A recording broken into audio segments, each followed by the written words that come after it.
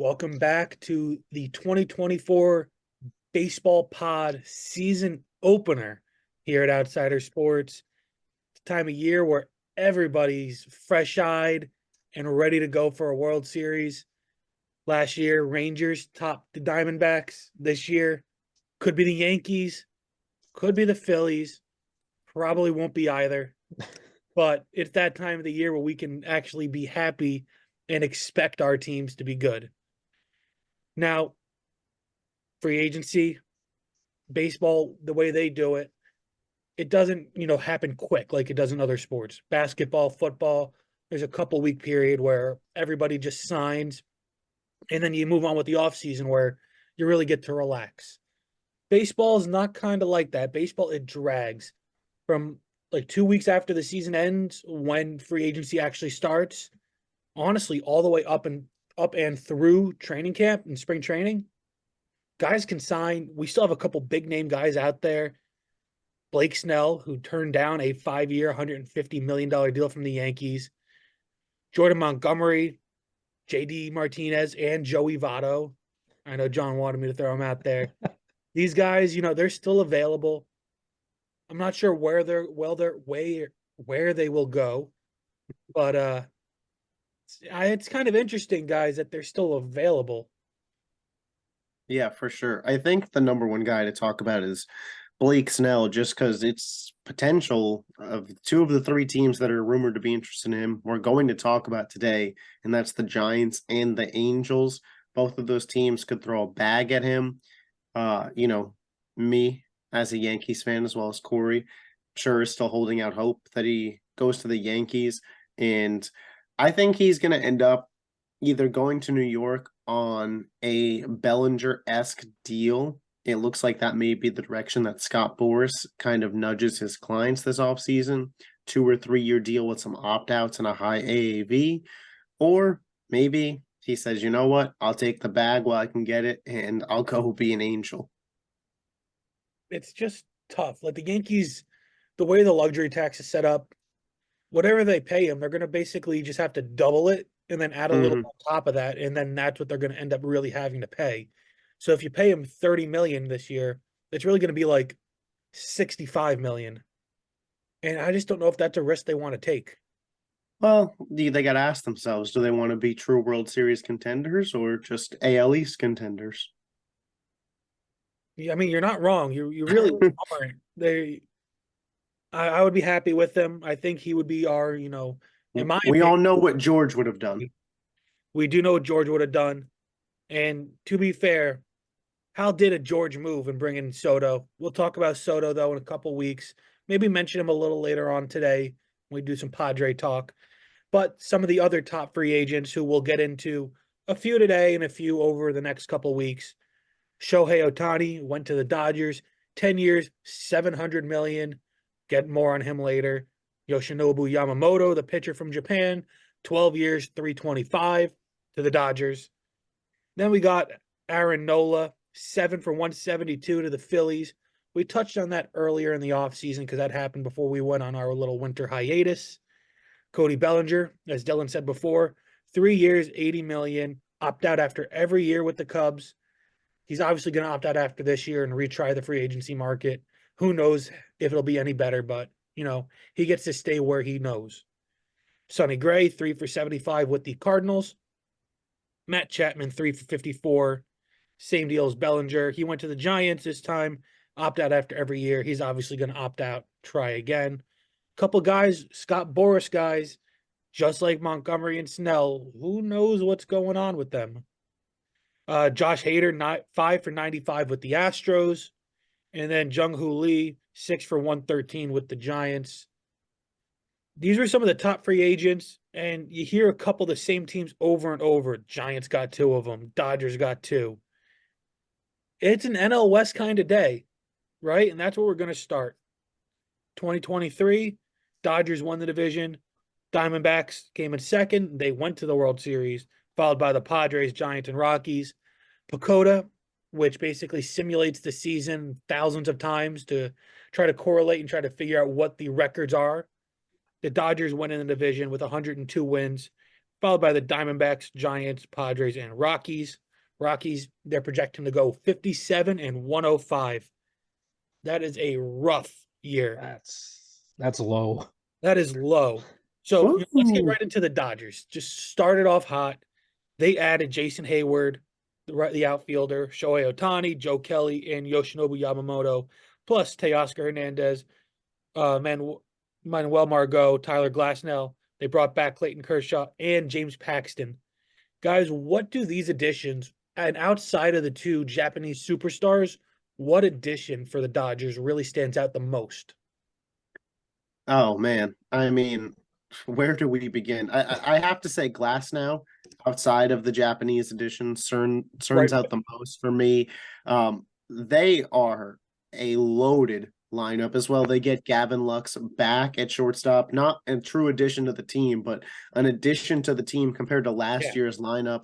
1 through 9, disgusting. May have the best 1, 2, 3 in the history of baseball. I'm not even exaggerating. Betts, Ohtani, Freeman, a pitcher's worst nightmare. And when you look at their starters, Yamamoto, Glasnow, Miller, am I confident that any of those guys are a true ace? No, but all three of them could be for the Dodgers. Paxton, Stone, Kershaw, 6 pitchers deep, and it gives Kershaw that ability to coast through the regular season, which he hasn't had the luxury of in years past. And Otani's not even pitching this season. Teoscar Hernandez, a huge bat in this lineup, and it looks like RotoChamp has him penciled as the 7-hole hitter. This is an unreal team. You mentioned their line being at 102. I see it on sports books at like 103.5. They've hit their over on win totals 5 straight seasons. Don't be shocked if the Dodgers hit that illustrious 110 win mark. Now, how do you guys feel about these two Japanese superstars, Ohtani and Yamamoto, going to the Dodgers and the amount of money the Dodgers gave? Just give me your thoughts on that just mind-boggling contract that Ohtani signed, plus the Yoshinobu Yamamoto kind of race between the Dodgers, Yankees, and then the Mets in the second tier, and then how the Phillies offered the most money and he didn't even entertain them. Go ahead, John. Talk I about mean, Give Yamamoto. me the yeah, Phillies. Throw them in there. I mean, obviously, like the Dodgers went all in on this offseason. Like they went crazy in free agency. I mean, I didn't even think they were gonna sign Glass now and get some of the players they did. But I mean, the amount they really just they opened up their bank account and just started giving money out. I think they're really banking on Otani and Yamamoto like big time paying off. And it's like, I mean, they're really hoping that I guess Otani comes back and is able to pitch next year like he has been. I mean, and if he doesn't, that's gonna hurt him a little bit, but not that much because Otani is one of the best hitters in baseball right now. So like even then, it's money well worth spent. But I mean, it's like unfathomable like the amount of money they spent. Like I feel like you have some teams in the league that you're probably spend on one guy, then their whole team budget is almost like their whole payroll.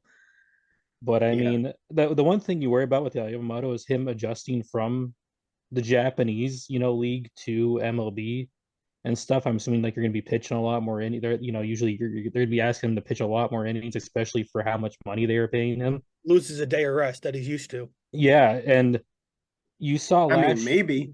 Yeah, We'll Maybe see how the Dodgers. I mean, he might Johnson not. and They Johnson could and be Dustin May six, exist too. seven deep. Yeah. they might, but I mean, you saw last year how just when like in how the pitchers had to increase their pitch pace and how that it killed a lot of pitchers and a lot of injuries and some of them just weren't as good. So you're wondering how that's going to affect him through a whole season if he keeps up that high level of play that they saw in the Japanese league.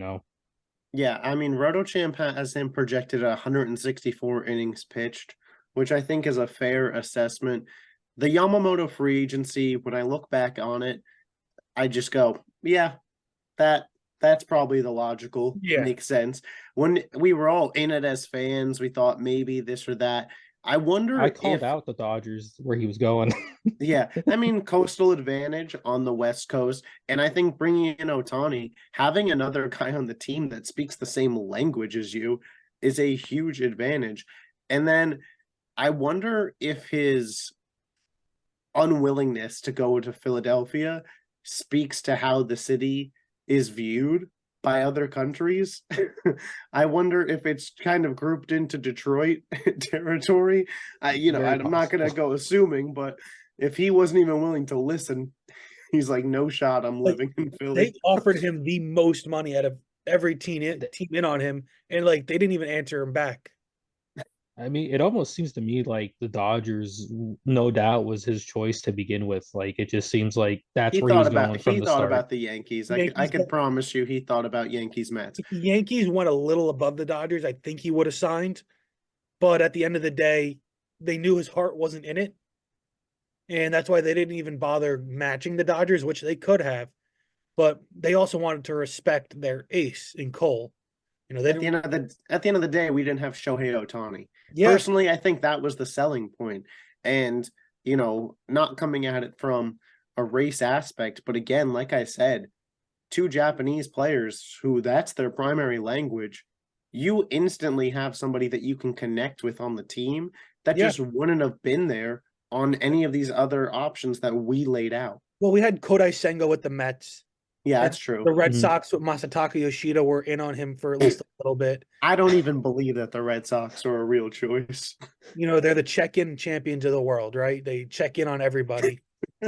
But I just think that it was always going to be between the Yankees and Dodgers, and it was really just the Dodgers in the end. That the Mets were there just because they forced themselves there with the money they were offering, plus, having Senga there, who I'm sure these guys all know each other. Yeah. But moving to the subtractions, we talked about all these great additions. They lost Julio Urias, JD Martinez, who's still a free agent, and Ahmed Rosario. They didn't Ooh. lose anything. They didn't lose. Like, they're just going to get better. And I know we talked about how the Dodgers are, they like to choke in the playoffs, but sometimes teams are just too good to fail. Sometimes it just happens that they just can't fail no matter how much they choke. So it's going to be interesting to see how that plays out. They'll be Don't mean a thing without a ring for the Dodgers this season. They've got one Mickey Mouse ring since the 80s. But now moving on to the team from the West that was actually in the World Series last year, the Arizona Diamondbacks. They added Jock Peterson, Eduardo Rodriguez, and Lourdes Gurriel Jr. They lost Tommy Pham and Evan Longoria. I don't know what to make of this team. I feel like last year was a bit of a surprise. Corbin Carroll bursting onto the scene. A lot of those pitchers really stepping up big. A lot of no-name guys. I just don't know if they can repeat it. They just kind of seem like they have a lackluster roster. Well, when you say repeated, it's not like they won the NL West. With the Right. expanded playoff format, I certainly think this is a team who could get back into the playoffs. And again, their style of baseball, Carroll, Marte, those are guys that are going to get on base, and now behind them, Walker, Peterson, Suarez. Those are guys that could drive in runs. And pitching wise, they got better. Gallen, Kelly, still there. They bring in Eduardo Rodriguez and Fott, who emerged in the playoffs. If he's legit, I don't see a reason that Arizona can at least get back to the dance. They're projected, Pacoda wise, they're projected to go 85 and 77. So right in the thick of that wild card 2, wild card 3 race, I would assume, with that record. But That sounds about right. I don't, it just doesn't seem like they did a big move to kind of put them over the top. And I think that just goes to them being, one of the marquee small market teams that never really will make that big splashy move, no matter how much they try. But who knows what they're going to do? The trade deadline's coming up, obviously, in a few months. They can make trades now. There's players available. There's moves to be made. And I just think the Diamondbacks need to do something. They don't have to compete with the Dodgers, but they got to bring themselves a little closer. Do you think their win total on FanDuel of 83.5 wins is disrespectful to a team that was just in the World Series? I personally would take the over on that, but I don't think they would win 90 games. I think they're probably in the mid-high 80s. Now you got the Padres. They added Wandy Peralta, Kyle Higashioka, Michael King.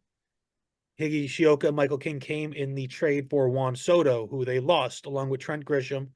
Also lost Seth Lugo, Blake Snell, Josh Hader, and Austin Nola. Guys, let's start it off with talking about what that Juan Soto trade means for the Padres. It means they're gonna be worse, probably. I mean, you just lost a top 10 player in the sport. Now, the top of the lineup, Tatis, Bogarts, Machado, still good. You know, I get the train of thought for the Padres because offense wasn't something that they felt like they were lacking. Yes, every team loves to have a Juan Soto, but this team still has some real question marks at pitching, and that is where I'm going to be focusing this season. You know, as Yankees fans, we were sad to lose Michael King, but what is he as a starter? I don't know. Randy Vasquez, what is he? I don't know. You know, Musgrave and Darvish getting a little older. What are they at this point in their careers? Are they sub-4 ERA guys in that NL West? I don't know. The Padres, I think they're going to be in some potential fun games to watch this year due to their bats, but I don't have high expectations for them. And I'm wondering if there's going to be a hard reset at some point. And if we, you know, call me crazy, but we could see a Manny Machado deal at the deadline. It's possible. Pacoda right now has the Padres finishing 4th at 80 and 82. AJ Preller is a guy, you know, a friend of Brian Cashman. Dylan, John, I'm going to ask you guys to give me your initial thoughts when you first heard the Soto trade went down and the package going to the San Diego for him. Dylan, talk is Yankee. I mean, you want, but Cashman's been, you know, talked about on his way out for a few years now. Fans don't want him. If the Padres go for a hard reset, AJ Preller could be an outside the box dark horse guy to replace him in the next couple of years if and when he leaves San Diego and Cashman retires because he won't ever get fired in New York. Here's my thing, and I think Cashman got a lot of crap from Yankees fans last year, rightfully so. But he's done everything I would have wanted him to do this offseason. Juan Soto got the premier player that was on the market. Marcus Stroman brought in pitching, Verdugo, Grisham, lefty outfield bats. I can't complain. Now, he can't control if it works on the field. So at this point, he's done his job. My reaction to the Juan Soto deal as a Yankees fan, anybody that knows me well enough knows that Juan Soto has been my favorite player in baseball. So for me, just to see him on my favorite team, I mean, that's fantastic. But for the fact that he opened up our World Series window, it has me so invested in the season to the point where for the first time in my lifetime, I will be paying the $20 a month for the Yes Network. I don't want any illegal streams of the games cutting in and out, whatever. I want crystal clear. I want to hear Michael K every single day of my life. Benefit of living in network where I get it just with cable. Lucky you. I remember when that Soto deal was going down, and that was a couple days of back and forth. Is he going to happen? When? And we were texting, you're calling me, you know, trying to see what I had heard. We were just going back and forth, just hoping it would get done. I had this, you know, jubilation of my favorite player joining my favorite team. I was a massive Giancarlo Stanton fan when he was with the Marlins. I'm still a big Stanton supporter as much as it hurts and sucks. Skinny Stanton. I am a big Stanton guy. But seeing your favorite player that wasn't on your team get acquired by your team is just a feeling unparalleled by any other in the sport, because it's a guy that wasn't with you and then your team brings him in. Yep. It's awesome. But moving on to one of the other teams, we'll talk more about that Soto Yankee trade in a couple of weeks when we talk Yankees. The San Fran Giants, they added Matt Chapman, who we mentioned earlier, signed that weird Scott Boras deal, who's going to opt out at the end of the year. Jorge Soler, Amir Garrett, Jordan Hicks, Jung-Hoo Lee, Robbie Ray in a trade, and then they also brought back Pablo Sandoval. That was nice to see. Yeah. They lost Brandon Crawford, Jock Peterson, Sean Manaea, and Anthony Desclafani, and Mitch Haniger, who they both traded to Seattle. What do you guys think of the Sandoval comeback? And also, Are the Giants going to be decent? Like, I feel like they should be half decent. I mean, it's nice to see the Panda back in San Francisco. Lost a lot of weight. I don't think they're going to be decent, but I think they're going to be a pain in the ass to play. That lineup, I think, is a pain for pitchers to deal with. And it's not quite at this level, but it reminds me of 2 years ago, the Guardians, the Cleveland Bloopers, we called them. This is a team that I think, depending on how Jung-Hoo Lee comes over, but Soler, Conforto, Chapman, Yastrzemski, Wade, Estrada, those are just guys that fight in at bats and will give your pitcher a day. I don't think they're good enough to be a playoff team, but I think they're good enough that you don't want to see them on your schedule in September if you're fighting for a playoff spot. I agree with Corey. I mean, not Corey, I'm Dylan. I agree with Dylan. I'm looking at Corey's face on my computer screen. But I agree with Dylan. I mean, I don't think they're nothing. They're not really anything special, and I don't think they've really been anything special the past few years. But somehow, like they always somehow find themselves relevant because they just always seem to do good, even when you think they're not going to do good. I don't know what it is about them, and I mean, even with because I don't think the Padres are as good as we thought they were going to be. I mean, because they went all in a while ago, and then it just turned out they were just not good. So I mean, realistically, you can see probably the Giants even like finish better than the Padres. Wouldn't surprise me. The Giants are right now projected to finish third at 82-80, which I think is a very fair finish for them. They'll be a teetering around 500, and like Dylan said, they'll be a pain in the butt to a lot of teams. Let's end it with the Rockies. Their big additions: Bradley Zimmer, Cal Quantrill, and Jacob Stallings.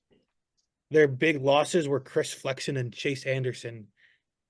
Big is a generous word. I think my biggest question to you guys is, do the Rockies crack 60 wins on the season? I like Kyle Quantrill. That's my analysis of the Rockies this season. Listen, RotoChamp doesn't have a single pitcher on this team projected below a 5.45 ERA. So no, I'm gonna go under on 60 wins. It's the worst team in the NL. Chris Bryant in baseball. No. No. They at least have some memorable names, and Blackman and Chris Bryant at the top of the lineup. And they play at a favorable ballpark, especially if their hitters are used to it, which they are. They're not a team that I'll be watching unless it's a nightcap game. That's the only team on at 10, 11 o'clock, if we're being honest here. I like Chris Bryant. I like Charlie Blackman. But, this is where they chose to play. Colorado, beautiful state to live in, hefty contract. Hey, listen, baseball's a job for some guys. Just like a guy we're going to talk about in a little bit. But let's run through our division predictions. Think we can all safely say who comes in first and who comes in last in this division? Yeah. Dodgers 1, Dodgers Rockies 1, 5. Rockies 5. Who is our fourth place team in the division? The Padres. I agree 100%. Yeah, I'm gonna go with Padres too. Although I believe the race between 2 and 3 is going to be a lot closer than 3 and 4. I disagree there. I think it's being the other way around. I think 3 and 4 is gonna be a lot, really, really close. Like Mhm. almost a toss up, honestly, if you want to say that. So we go in San Fran 3 and Diamondbacks 4. 2. Diamondbacks 2. Diamondbacks 2. Diamondbacks 2. That's what I meant. Show some love to the Snakes. Come on now. Love the Snakes. Yeah, I'm big on the Snakes this year. I think that they are a very clear 2 in this NL West. I feel like the Giants could surprise, kind of like you were talking about with Cleveland, kind of like how some other teams have, kind of like how the Diamondbacks did last year. I think the Giants could kind of come on that scene and just play consistent baseball throughout the year. I just don't trust their pitching to be as consistent as Arizona's. I feel you, especially trading away Desclafani, who's been pretty good for them the past couple seasons. Mm-hmm. But now let's get into the AL West. You had the World Series winning Rangers, right? They came in second last year, and they're projected to finish second again. behind the Astros last year and projected this year. Mariners in third, Angels in fourth, A's in fifth. We'll talk about if the A's or the Rockies are the worst team in baseball in a little bit. But let's start off with the Angels. They had a couple big additions. Aaron Hicks, right? Matt Moore, Miguel Sano, Hunter Dozier, Zach Plesac, Robert Stevenson, and some big losses. Certain guy that could play DH like CJ Crone, Mike Moustakis, Gio Urshela, Randall Grichuk, David Fletcher, and Shohei Ohtani. So, what does the loss of Ohtani really mean for the Angels, and what is wrong with Mike Trout for wanting to stay there? I'm gonna say nothing to both of your questions. Does it? They weren't making the playoffs with him, so it doesn't mean anything. I guess it means less merch sales, less ticket sales. And what's wrong with Mike Trout for wanting to stay there? Nothing. The guy lives in L.A., gets a bag paid to him. There's nothing wrong with him. But you've been very generous with the word "big" in terms of additions for this team. They're gonna suck. Gotta play it up. Gotta play it up. I agree with you, though. I think Trout wanting to stay is actually good for baseball. But let's go on, though, to the Astros to not depress any Angels fans further. They added Josh Hader, Victor Caratini, and they also had a 5-year extension for Jose Altuve. They lost Martin Maldonado, the catcher, Michael Brantley, Ryan Stanek, and Phil Maton. I don't care what the Astros do. To me, they're just going to be consistently good. They might not be the best team. They might not be the Astros of the last couple of years. They're a team that was maybe a dynasty, maybe not, but they're a team that should perennially be in the playoffs and compete for a title. The definition of excellence is the Houston Astros. I expect nothing short of excellence again from them this year. And then let's go to the Oakland A's. They're big, big, big additions, and I'm talking massive. Alex Wood, Ross Stripling, a couple pitchers, and possibly the future AL MVP, Miguel Andujar. They lost Trevor May and Tony Kemp, so some big losses. Pacoda has the A's winning 64 games, going 64-98. So almost 10 games better than the Rockies. John Dillon, between the Rockies and A's, who I think we can agree on will be the two worst teams in baseball by a large margin. Who is worse? Oakland. I don't even think they care. I think the Rockies at least care. We're watching Major League in real life. Yeah, Really, we really are. See you in Vegas. But I mean, like, who's Oakland's best player? Like, do they have any big names there? Like, I mean, how we Seth were talking about Brown? Maybe. like, do they have any star like at all, or like guys who used to be like stars? Or The ghost of Josh Donaldson as a catcher. JP Sears was a star for the Scranton Wilkes-Barre Rail Riders, I'm pretty sure. He was. And they got rid of James Caprillion too. I mean, I guess what did they have? They had Matt Olson. They had Matt Olson. They had Matt Chapman. I mean, all right. I feel That's like more time than we needed to spend on the A's. They're just bad. A's are just going to be bad. They're be bad. And they're still going to make me dread every West Coast trip because the Yankees always struggle in Oakland. Outside of Domingo Germán, booze-filled perfect game. Let's go to the Mariners next. They added Mitch Garver, Mitch Haniger, and Austin Voth. They lost Mike Ford, Robbie Ray, Marco Gonzalez, Teoscar Hernandez, Jared Kelenic, and Eugenio Suarez. I think an underrated loss is going to be Jared Kelenic. The Mets won that Cano Edwin Diaz trade, and I still think Kelenic can be a star, and sending him to the Braves, I think is going to be the best thing for him. We'll talk more on that in a couple of weeks when we do the Braves. But the Mariners were knocking on the window of being a contender, and I feel like they just fell down a flight of stairs. Yeah, I don't go that far. I still think that they might have, a top 5 pitching rotation in baseball. One of, if not the brightest young star in baseball, and Julio Rodriguez, Of J-Rod. Crawford, Polanco, Garver, France. Those are guys I still like.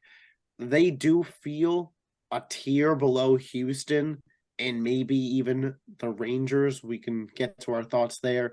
It's a team that feels like they should have pushed some chips on the table, but didn't.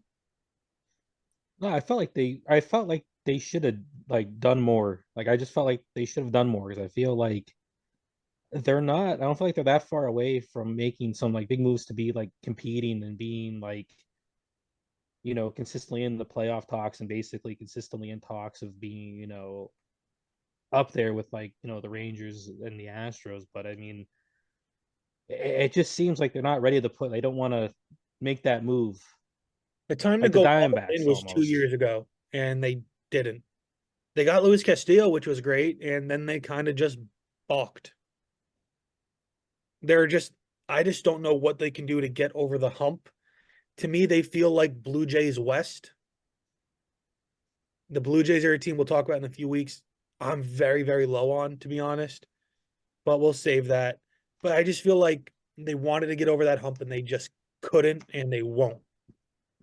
The team that did get over that hump, which kind of surprised me because I wasn't super high on them, but I wasn't really low on them, was the Rangers. They won the World Series after that big spending spree.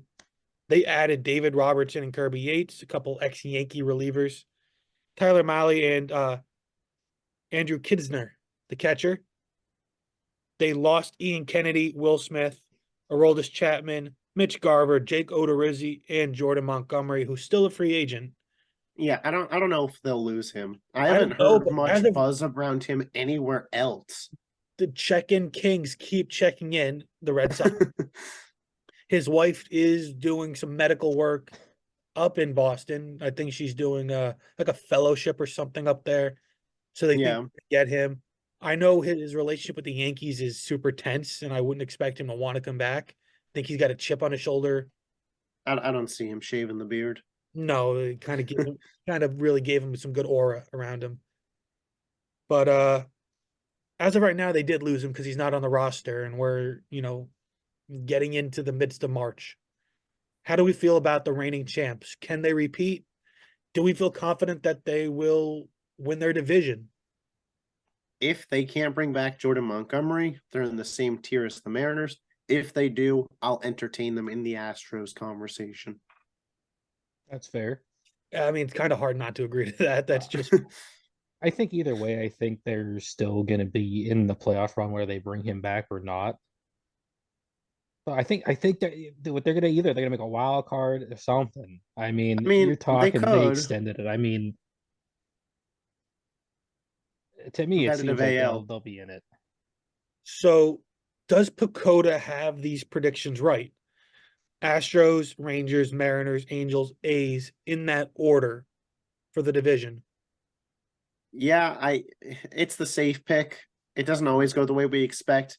Personally, if they can't bring back Montgomery, I'll flip the Mariners and the Rangers, and I'll be the bold take from World Series to out of the playoffs. Yeah, I don't hate that, and that kind of leads me to how I want to finish this.